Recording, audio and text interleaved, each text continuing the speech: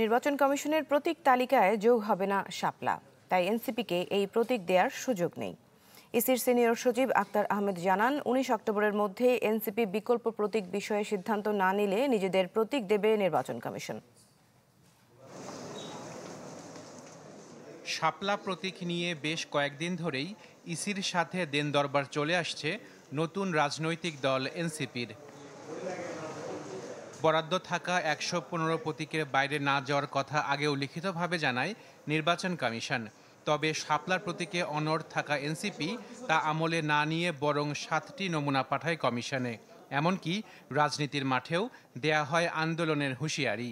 আমাদের নিবন্ধনটা যদি প্রতীক প্রশ্ন আসে সেটা শাপলার মাধ্যমে ইনশাল্লাহ হবে, অন্য কোনো প্রতীকে এনসিপির নিবন্ধন হবে না।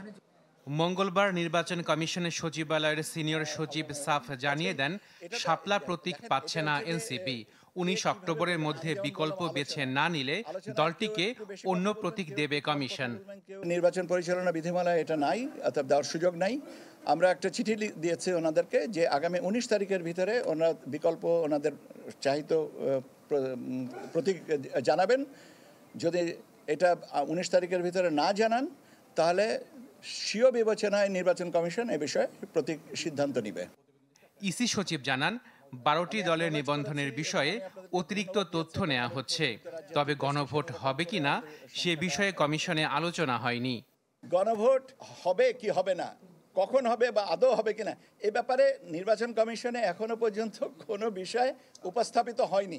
যেটা উপস্থাপিত হয়নি সে বিষয়ে কথা বলার সুযোগই আমার নাই। Furniture just smarter, JMG furniture.